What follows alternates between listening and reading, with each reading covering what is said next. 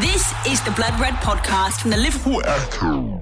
Hello and welcome to the Blood Red Podcast. On the day the extent of Fabinho's ankle injury was confirmed, Liverpool released plans to extend Anfield further and a top six rivals manager was shown the door. I'm Guy Clarke and welcome along a new voice on the Blood Red Podcast, but alongside me, the steady eddies of the ship, the Liverpool correspondent, both home and away of course, Paul Gorst. Paul, how are you? I'm very well, Guy. Great to hear that intro. So polished and professional. It's not what we're used to on this podcast, so let's be honest. Our Liverpool chief writer, Ian Doyle. Ian, how are you doing? I'm okay, but Gorst has just taken the words right out of my mouth. I was going to say exactly the same thing. This is a professional, slick operation from yourself, and it's very much not like when Joe Rimmer's in charge. Well, I won't be dissing Joe myself because okay, we'll do that. Yeah, he is the overlord, and I am just at the wheel for now. Guy's at the wheel, I suppose. And fellow debutant Matt Addison, the self-confessed James Milner of the Sports Desk, and your rival. How you doing? Yeah, very good, thank you. Yeah, I'm going to be on the sports desk for the next couple of months doing, as we said, the utility role. So moving across different departments. So yeah. Great to have you along with us today, Matt. Well, you two fine gentlemen have been down at Melwood today for Jurgen Klopp's press conference. Kick off with you, Gorsty, and I suppose the top line out of it being a certain Fabinho and his ankle injury being confirmed, and it doesn't look good news. No, must admit, I didn't actually think it'd be anywhere near this serious when he trotted off against Napoli on Wednesday night. He initially played on after that. Basically, was it Lozano? Just slipped into him, didn't he? And he was down for a little bit and then played on and lasted about 2 or 3 minutes and then come off. And I actually wrote in my verdict he's going to sit out the Brighton game anyway through suspension. So hopefully he'll be fighting fit for the Merseyside derby. And I think I put the commentator's curse on him because he's going to be out for the best part of 2 months and couldn't have picked a more difficult 2 months to miss for Liverpool already, with this incredible December run coming up where I think he played 10 times. So he's going to be a massive miss. There isn't a player like him in the Liverpool squad. Liverpool don't really have a specialist defensive midfielder other than him. Jordan Henderson has obviously played there for much of the last 3 years. Gini Wijnaldum can play there, and I thought he was excellent when he come on Wednesday for Fabinho. And Adam Lallana is a little bit of a different number 6, isn't he? He's more possession-based, and you'd fancy him to come in actually against someone like Brighton at Anfield where Liverpool are going to dominate possession, and he can get on the ball a little bit more. Fabinho's more your man for putting in the tackles and winning it and playing it off. But yeah, there's no denying he's going to be a huge miss for games against Everton, Leicester later on in December, the Club World Cup. Liverpool can probably get by against Brighton and maybe Watford in a couple of weeks without him, but it's going to be a huge miss. Yeah, and as Gorsty was mentioning there, Doyle, just in terms of, I suppose, how the injury came about, I suppose a bit like Alisson against Norwich, where, all right, he took the goal kick and he looked injured immediately, but he did walk off, and you think, oh, if a player walks off, it's probably a good sign that it might not be too bad, but if this is going to keep Fabinho out till the middle of January, it could have a bit of a detrimental effect. It will do, but I think we've got to bear in mind that last season Fabinho didn't play for the more or less the first 2 months, and Liverpool were winning games then as well, and he did get to a Champions League final without him there. So while he is arguably, well, he certainly is one of Liverpool's most important players, you could even argue probably the most important player, this isn't something Liverpool haven't had to deal with already this season. You mentioned Alisson then. He was missing for 11 games, and he would be on that list along with Van Dijk. You could argue Mane and Salah, of players who Liverpool can't afford to be without. But then, Firmino missed a few games toward the end of last season, and Liverpool got through a Champions League semi-final against Barcelona. So I think while fans are obviously a little bit worried because, Gorsty's right, he's the only defensive midfielder they've got, and that's his only role. Well, he can play centre-back as well, is that the others can do a job. And I wouldn't be surprised if Liverpool took this opportunity to perhaps change system to 4-2-3-1. They've switched to it against Napoli on Wednesday. And also that might get Mohamed Salah back in the goals again. That's something that they did last season. The other thing is Salah still got his injury, hasn't he? He's carrying his ankle injury. So all these injury problems, and Liverpool have been dead lucky with injuries. Say some of the pundits. Well, they lost one of the major players for 11 games. They've going to lose another one for about 11 or 12 games, and the top scorer for the last couple of seasons is carrying injury for the past month. So Joel Matip. That lucky. And Joel Matip as well. Yeah, he was arguably the best defender this year, even better than Van Dijk since the turn of the year. He's been out for a month as well, so it's not been all straightforward for them. So yeah, it's the wrong time for him to get injured in the sense that there's so many games. But at least Liverpool are going to be approaching it from a position of strength. There are certain games that perhaps he wouldn't have played anyway. He wouldn't have played all of them, would he? That it would have rotated certainly over Christmas. Yeah. And I think the Club World Cup, I don't think they'd be particularly. That's not they want to win it, but if he was going to miss 2 games of the whole thing, I think they'd have picked them. The Premier League's the main one, and funny enough, because of the Club World Cup, they actually play 1 less Premier League game than they would do normally. So in some ways, that's helped. Yep. Yeah, the West Ham game, the game to be sort of postponed for the time being. Matt, in terms of the options that Jurgen Klopp will then have available, I suppose we probably are looking at Henderson, Wijnaldum and Adam Lallana, who played in the Arsenal game, but as Gorsty sort of alluded to, a different number 6, not perhaps got that defensive instinct. No, a very different option for sure. I think probably Wijnaldum would be my favourite at this moment in time, but certainly you'd look at it at home against a Brighton team that, okay, they are a decent Premier League side. They're certainly not a bad team, but they're not going to come to Anfield and try and attack and give Adam Lallana, if he does play in that position, loads and loads of problems. So I think, look, this weekend isn't the real issue with Fabinho. I think Liverpool can get over the line quite comfortably this weekend. It's more, as you say, we've got, 10 games, 11 games in December, difficult games as well coming up, not least Everton, of course, next week. So it's more the long-term issue with Fabinho rather than this short-term, just this weekend. And Ian, I think you touched on it before. One of the telling bits from the press conference for me today was when Klopp was asked about the players, basically what I just said to Matt there, who are the contenders who could fill in for Fabinho? He said no one's like Fabinho, no players like the one that they're trying to succeed.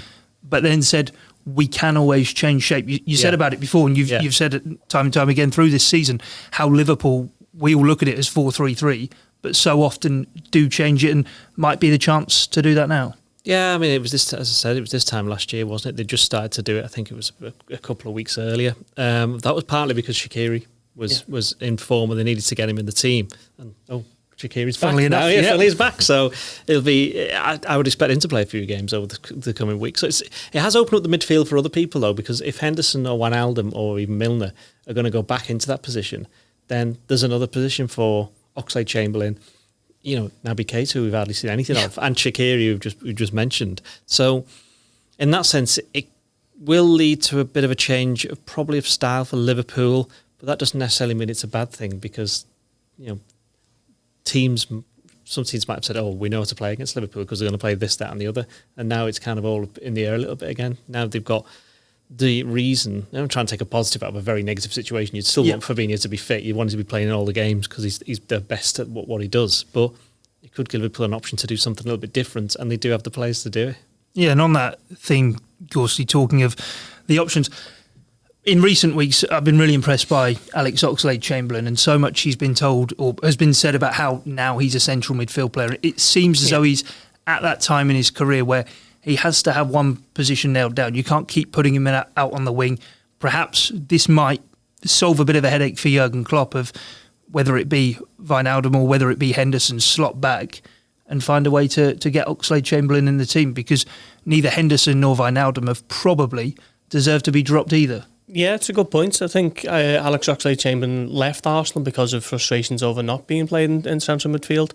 I think, did he play in an FA Cup final as a wing-back against Chelsea, was it? And then basically was sold on what Jurgen Klopp was telling them to come to Anfield and basically play centre mid and play in the position that you've always wanted to make your own. And to be fair to him, to be fair to Klopp, he hasn't kind of gone back on that promise, because for the large majority of his Liverpool career he has been a central midfielder. He's popped up on the wide areas at the front three now and again, but his best performances for Liverpool have been as an attacking central midfielder. No more so than when he was in the form of his Liverpool career, and possibly his overall career when he was taken down with that horrendous knee injury against Roma in April last year. Slowly but surely getting back to his best. I think he scored 5 goals this season now for club and country. I thought he was good when he came on the other night, actually. I thought Liverpool started to perform a lot better in the final third with him on the ball. So maybe it could be a big opportunity for him over the next few weeks. He's a different midfielder to Fabinho. Obviously a lot more attacking and will get amongst the goals a little bit more. But as Doyle says, if there is a little tweak of a system here and there, he could be someone who could operate maybe is that almost number 10, do you think, maybe behind the striker and get forward a little bit more. So, yeah, I think it could be a big few weeks for him. And it might offer the chance for goals to be spread around the team, something Jurgen Klopp said today. He couldn't care less who scores the goals, Doyle. Well, we've done this before, haven't we, on the podcast? When you look at the Premier League, they've had 10 different goal scorers or something like that. They've had a lot, basically. And that was the criticism last season or the season before, was that it was only Salah, Mane and Fabinho who scored. And now Liverpool has gone the other way because just the way that they play, and also partly because the front three, certainly Fabinho and Salah, haven't quite matched their goals tallies of recent seasons. Although I did do a piece this morning on Salah, and basically after 18 games last year, he'd had 9 goals and 4 assists, and this year he's had 9 goals and 5 assists. So technically speaking, he's actually doing better than he was last year. And the goals have included ones against Arsenal, Tottenham and Manchester City. So it's not like he's just scoring them against the lesser lights. He's the man for the big occasion. Maybe that's something that a bit later down the line, that's what he's going to end up becoming, But yeah, they have to, Jurgen Klopp has said in the past, he said it after the Crystal Palace game when Firmino broke his drought for about 9 games, he said he's not bothered who scores as long as it goes in. I mean, he says that, but secretly, if your strikers aren't scoring goals, then something's gone a bit wrong. And with the defence not keeping any clean sheets, they just need anyone to just keep on scoring, because for whatever reason, they just cannot keep a clean sheet. Certainly at home, they haven't kept one at home this season. Liverpool have actually had more goal scorers this season than they had for the entirety of last season. I think Lovren heading one in on Wednesday night basically takes them to 16, I think, and they only had 15 scorers last season. 16? I think so. I didn't think it was that many. If you want to pop in with a stat like that, Gorst, I have no problem whatsoever. I'm a big enthusiast on them, as you know, in the office. But we'll draw a line under the midfield and move on just after this match. Just in terms of Fabinho, I think it's fair to say he's been the form player for Liverpool for the last 6 weeks or so. And players, and as seasons go on, the form player does change through it. Early parts of the season, it was Roberto Firmino. But is he the most important player that Liverpool could have afforded to have lost? Or you've still got the likes of your Van Dijks and Salah obviously at the top end of the pitch? Yeah, I mean, it's a really difficult one to say who Liverpool's best player is at the moment. And I think that's sort of testament to how strong the squad is. Obviously, Fabinho, we know, has been exceptional. I think probably for most people, he's been Liverpool's best player this season, which, of course, if you lose your best player, then, of course, that's a big blow. But I think at the same time, you look at the number of options that Liverpool do have in midfield. You look at, Naby Keita's hardly had a look in. Does this present an opportunity for him?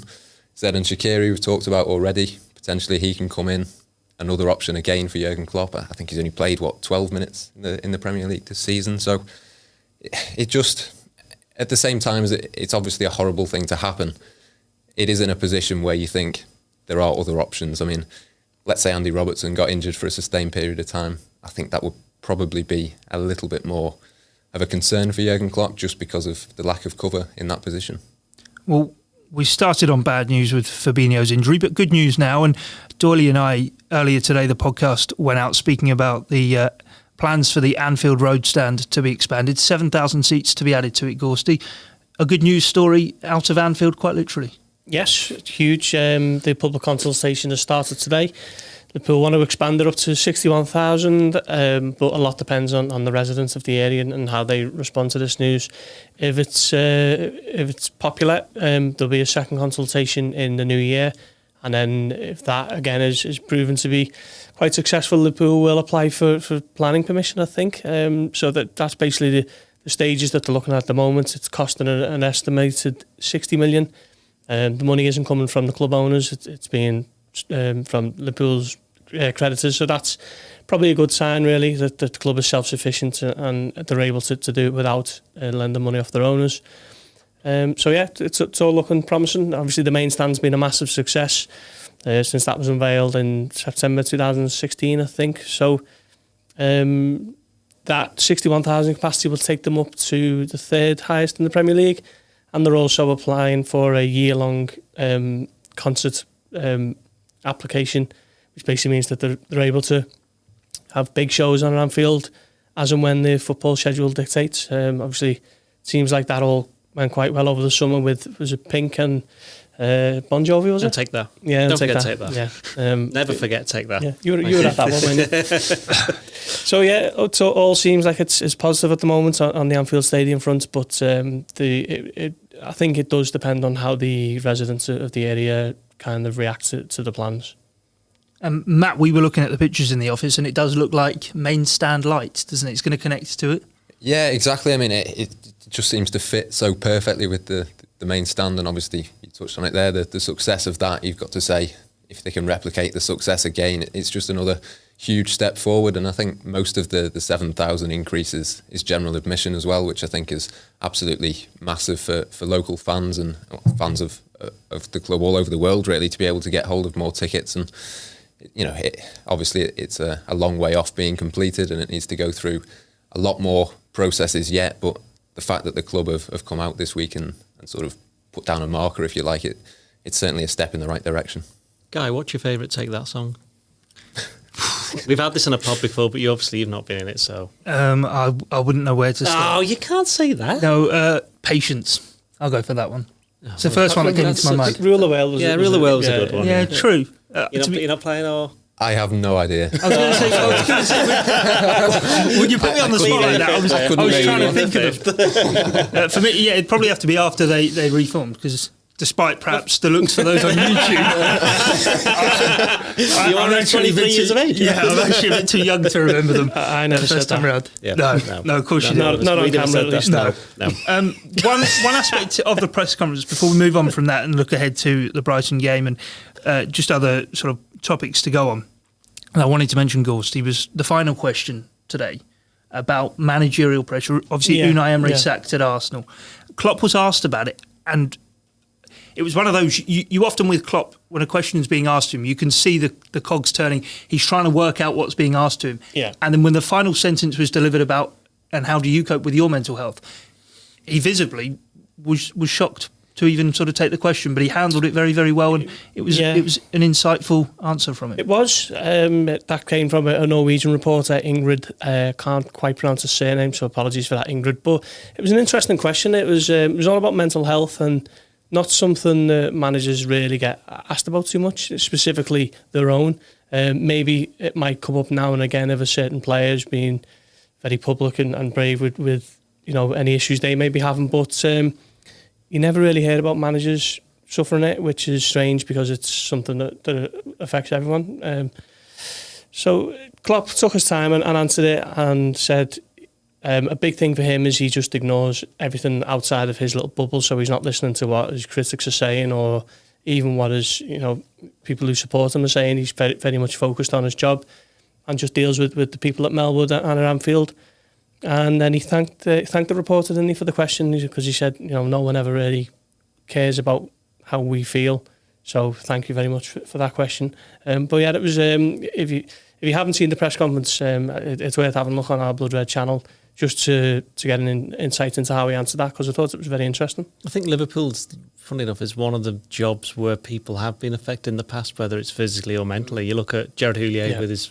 Whether that was actually to do with the job itself, I'm pretty sure it actually wasn't. But he would have had some contribution. Then, of course, you got Kenny Dalglish with what happened after Hillsborough and what happened with his. He took on so much. So, okay, there were extenuating circumstances for both of those. But you'd even count Rafael Benitez. He was a completely different person by the time he left Liverpool. He's probably just tired from having to deal with the American owners, the battles, the internal battles there. So it does have an effect on you. This Liverpool job, I think. Klopp was just talking generally. It was interesting when he said that I don't know anybody, I've not had any experience of people who've had that. It does tend to be with managers, because they're by definition older than the players, there tends to be more of a physical thing than anything else. You hear of managers possibly, they always have the heart checked, don't they, and all of that. So they get put through all of that, and they're the ones who are taking the strain more so than the players. So it was an interesting question, because it's something that I think people, as Klopp kind of said, intimated that people don't really think of managers' mental health when they think of the players, and now in the social media age they come in for a lot of grief. Klopp, as Gorst said, just says, I just ignore it all. Whether that's entirely true or not, I don't know. I'm sure he knows some of the stuff that's going on. He seemed to know all about the videos when Liverpool won the Champions League, and he's watching all of those. So, but he reads more than But he's bound to. It would be a dereliction of duty. They all read it, but I think what he's basically trying to say is he doesn't pay any attention. He doesn't take it in beyond face value. Yeah, he knows what he's doing. But then again, that's because he's at a stage in his career, and it's like with any job where if you've been doing it for so long, you're quite good at it. If somebody's mouthing off about you, most of the time you'll be just like, shut up, I know what I'm talking about. I'm just obviously talking from my own point of view now. But when you're younger and you're trying to prove yourself, maybe then you feel a little bit more of the pressure. Yeah, interesting sort of aspects, all of it being covered there. But in terms of the wider question that was asked, it was about managerial pressure, of course, Matt. The second top six rival manager losing his job today in Unai Emery. Liverpool can, in fact, equal their longest ever home top flight unbeaten run, 31 games, if they avoid defeat tomorrow against Brighton. I suppose it shows the polar opposites between where a club like Arsenal and Liverpool are, because you only cast your mind back to the summer of 2014 when Alexis Sanchez went to the Emirates over Liverpool. You wouldn't see that happen now with Klopp at the helm at Anfield. No, absolutely not. I mean, obviously, in such a short time, Jurgen Klopp's transformed the club, and it's not that long ago that if you looked at it objectively, Arsenal would have been the better team, consistently finishing above Liverpool for a number of seasons. So it sort of goes to show as much how much Liverpool have improved as Arsenal have dropped off, I think. And you look at the rest of the top six now. There's a huge gap, isn't there, between Liverpool and Manchester City and the other top sides. So I think obviously our main focus is always going to be Liverpool, but you look across at Arsenal, and I mean we were talking about it before. The stadium was empty last night for their game, and that would just never ever be the case for Liverpool, would it? I mean, we talked about the stadium being expanded and lack of tickets and things like that. It's just in every possible aspect. I think Arsenal are very, very different to Liverpool now. Did Arsenal say there was 60,000 there last night, by the way? I would assume that they probably did, yeah. You know what they're like. They'll say it's what all clubs do, isn't it? No, it's just Arsenal. Oh, is it? Okay. It's just Arsenal. Okay. I mean, who would support Arsenal? Yeah. I have no idea. Yeah. In terms of that, we were talking about it in the office just before we walked down, Doyle, about the unbeaten run that Liverpool can match tomorrow, and then they could even beat it in the derby. That would be fantastic. We won't get ahead of ourselves, but it is one of these sort of calendar year runs that clubs go on. Yeah. Amazing to think that Liverpool can equal a record that stood since the 80s when Liverpool were at their pomp, and yet we're still waiting for a league title. Yeah, if we were talking about that, weren't we? Fun if it was about Arsenal as well, how certainly in the mid 2000s they tend to always win the calendar year, but they'd be bad at the wrong times, so they would never ever win the league. The interesting thing about Liverpool's unbeaten run is the last time they got to 31 games, the 32nd game was against Everton and they lost. And now the 32nd game, if they don't lose to Brighton, will be against Everton. So a little bit of history there for you history buffs. But yeah, it is interesting. I saw a stat, and you'll have to forgive me if I get this wrong, we did mention this, is that this season, I think every team from 6 down has already dropped more points this season than Liverpool dropped this season and last season, which just tell you just the remarkable standards by which they're actually setting at the moment. And we go back to the Fabinho injury. They showed last year without him they can win games. They've won 2 away games this year in the Premier League without him playing. So it's a blow, but I think Liverpool are in such a mindset now that they'll have the initial day or so of like, oh no, what we're going to do. And Klopp even said that after the Napoli game, despite the fact they hadn't won, despite the fact that they'd not kept a clean sheet again, despite the fact that they then meant that they had another game that they had to win or not lose against Salzburg. He couldn't use it as a dead rubber. The only thing he was thinking about was, oh no, Fabinho's injured. I wonder how long he's out for. So that shows the level of importance he's got. But now they'll look at it, and Klopp's like he said that we need to find solutions. We've just got to get on with it, and we will do. And I think Liverpool will do that. And then who knows, maybe by the time mid-January comes around, it might be a battle for Fabinho to get back into the team. And has that Napoli, I suppose, performance more than result, although it would have been if it was a Premier League game, drop points, but has that performance and the way of it all sort of maybe come at the right time for Liverpool? Because you look at the run of fixtures and they probably are quite favourable. A performance like that, I'm sure Jurgen Klopp will be giving the side a kick up the backside to say, look, that isn't acceptable. We now need to sort of go on a run. I think so. And I think it wasn't a performance that was below what we've seen in recent weeks. I think they were just up against a very good side in Napoli. I think that has been overlooked in all of the analysis. The fact that Napoli are a really good side. They seem to have the measure of Liverpool. They beat them in San Paolo in September and held them to a draw on Wednesday night. Liverpool I mean, it sounds a bit daft to say, but I don't think Liverpool have played that well this season. They played well against Tottenham, played well in the first half against City and the first half against Chelsea. But generally, there's still a lot more to come from this Liverpool team, which is quite frightening for the rest of the league when you think they've only dropped 2 points.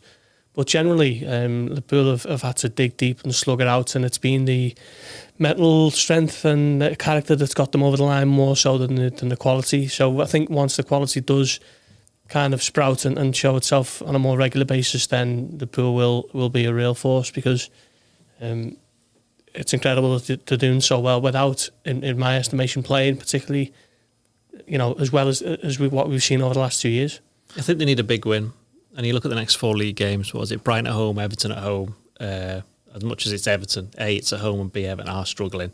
Bournemouth away and Watford at home. Yep. Yeah. Now, historically, Liverpool score goals at Bournemouth. Historically, Liverpool score goals at home to Watford, and Watford aren't very good this season. And Brighton, while they're a bit more progressive this year, they've been... They stuck it out to 1-0 last year, but it's 4-0 the year before that.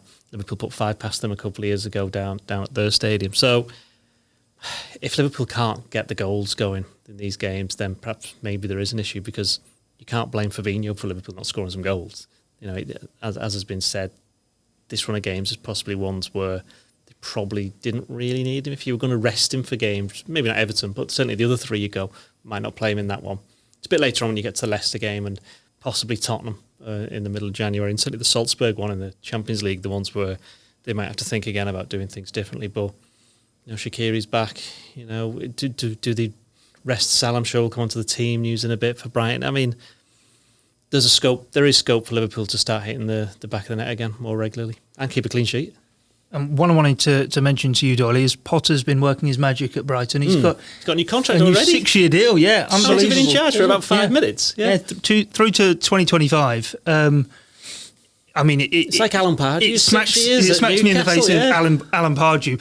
But I suppose it shows that Liverpool are going to be coming up against a side who, whilst we perhaps don't know all too much about, have certainly been exceeding their own internal expectations for this season. They beat Tottenham 3-0, didn't they? They beat Everton at home, although that was partly because VAR was blind. Who else have they played? Have they played anybody else? I think they've played Manchester United. Yeah, they lost away. They got beat there. Didn't they? That's right. Yeah, but they got it back to 2-1, didn't they? That's right, and they lost 3-1. So they've always been in the game, is what Klopp was saying. They've always been in the game. It's very rare that they're out of the game. I don't necessarily...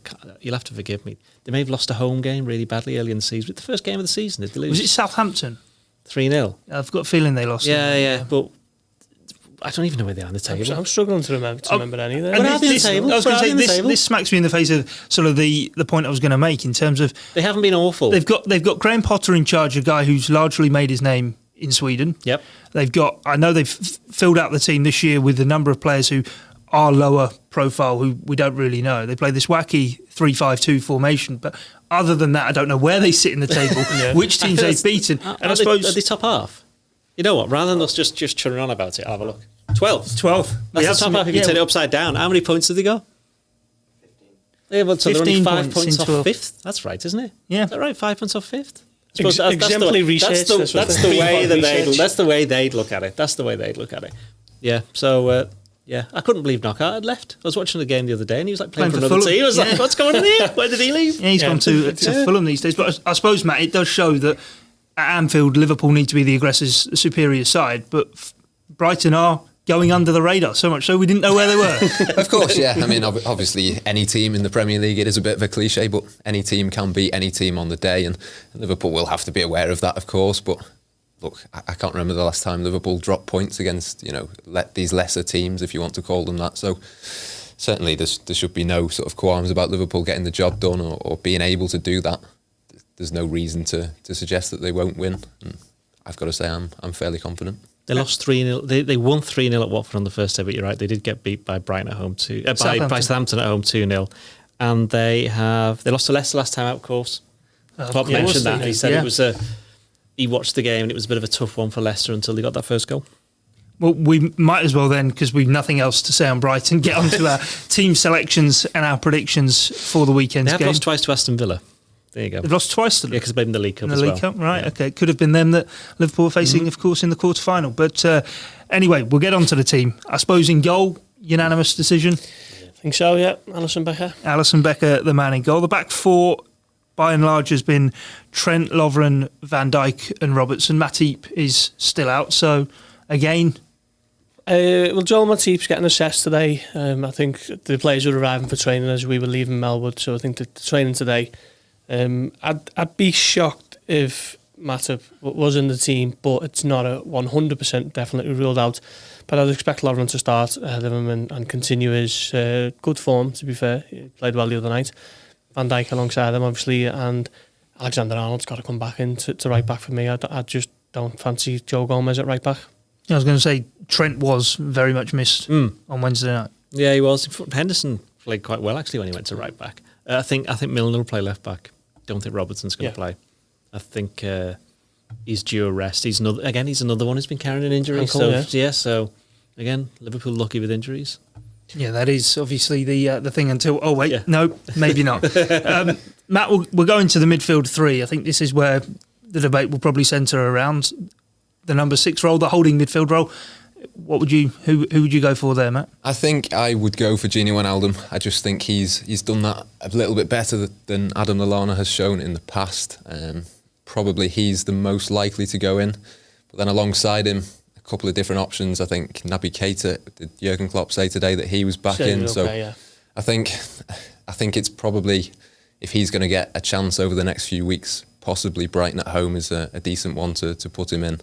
Whether he comes straight back in off the back of a bit of illness and a bit of injury, I'm not too sure, but probably Jordan Henderson will start in there as well. And it's an area of the pitch where Jurgen Klopp's got options, but I suppose he'll have one eye on Wednesday night as well.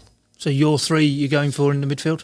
My 3 will be Henderson, Wijnaldum, Keita. Right, okay. Doyle, what are you saying? I definitely think Fabinho's not going to play. He was suspended anyway. We should talk about that. Yeah. Oh, wait. I think Wijnaldum will play. I think... Ooh, it's tough on this. I'm tempted to have them going 4-2-3-1, you know. Right, okay. Tempted. Really tempted. In fact, I am going to do that. So I'm going to put 2 in midfield, and it's going to be Henderson and Wijnaldum. Do Liverpool need a defensive midfielder for Brighton at home? Well, my midfield is going to be a rarely seen one, if ever, of Adam Lallana as the number 6, Naby Keita and Alex Oxlade-Chamberlain. Wow, brave. I have to say that's the League Cup one, isn't it? It's the League Cup team. Against MK Dons? Yeah, and against Arsenal, wasn't it? Against Arsenal, I'm pretty sure that was... For both games, yeah, okay. Well, we'll go with that one. Yeah, I have to say, personally... Arsenal still couldn't win, could they? No, couldn't. Scored 5 and lost. Yeah, exactly. Yeah. Still, not many teams who scored 5 at Anfield and lost, especially when they were ahead, what was it, 3-1, 4-2 and 5-4, with about 10 seconds to go. I have to say, personally, I've got reservations over Lallana in that 6 role, just because I think offensively he's a good playmaker and he can start Just ignoring that comment, yeah. Yeah, but defensively... All of it. Defensively, I'm positionally, I'm just not sold on him. I just think he was sort of converted to a number 6 over the summer and he played it a lot. Almost to try and prolong his Liverpool career as like a reserve to Fabinho. And I think Brighton at home is the ideal place for him to learn that position a little bit more. Liverpool are going to dominate possession and if he's on the ball, he can make things happen. So, okay, he hasn't got the presence of Fabinho or the muscle of a typical defensive midfielder, but you might not need to if you're going to have, 80% possession or however much it is. Well, I've talked myself into Henderson, Wijnaldum and Oxlade-Chamberlain in the midfield 3. I take it we're all going for the forward 3, or is Salah... No, because I've got 4-2-3-1. It's a completely different team. Well, yeah, but it's the same forward 3 with a number 10. No. Right, okay. No. Who would you like to put in your support 3 behind the striker? No, I'm going to have Firmino in behind Salah, who's the central striker. Right. Mane on the left, and I'll have Oxlade-Chamberlain on the right. Thank you very much. Right, okay. I think we'll have the same. I also would like to point out that I think Brighton are going to have a lot more of the ball than people reckon. Klopp said something about Brighton had 48% possession. We said they got the 7th most in the division. At Manchester City, and I just checked. I couldn't check the possession, but I know they lost 4-0 against Man City. So I think it's going to be a slightly different game to what people are expecting, and whether or not that comes into Klopp's thinking, whether or not he decides not to play Lallana for that reason, whether or not that means he's going to go to a 4-2-3-1, I don't know. That's just me. I know they like to play it out from the back, so maybe your 4-2-3-1 to press them higher up might might just do the trick. Matt, are you going for the forward three? I'm going for the usual three. I mean, I wouldn't mind seeing Zed and Shaqiri come in or someone like that, but I think get the job done first and then make changes, get that win. And Gorsty? I'll go along with that. It would be nice to see Shaqiri get some minutes under his belt. I think he's played 15 minutes all season, and he's coming back from that injury, so it'd be nice to get him on the pitch in some capacity, but I think let's get the job done first. Well, again, for what it's worth, the forward three for me. We'll go back down the line in terms of predictions. So, Gorsty, you're up first. I think this could be the one where Liverpool finally don't have to worry too much and they're not fighting until the last few minutes. 3-0. 3-0. Brighton had 46% possession against Manchester City. I've just checked. He's done the digging. I've just checked. They had 6 shots to 15, and Liverpool win 3-0. Liverpool 3-0 win. And Matt? I'm going to go 2-0. I think they will finally get a clean sheet. I think it's been 11 matches where they've conceded a goal in a row now, so I think that's the most important thing. But yeah, I think it'll be fairly comfortable. And to round it off, I'm going to go 4-0. I was thinking of a 5, but no. Stick with 4-0, that's very confident, yeah. Have you seen 4 goals for your team, Arsenal? We've actually won a game. We'll move on from that. Well, thanks for joining us here on the Blood Red podcast. Of course, we'll be back on Monday to pick the bones out of the game with Brighton. In the meantime, enjoy the game, and thanks for your company here on the Blood Red channel. Until next time, it's bye for now.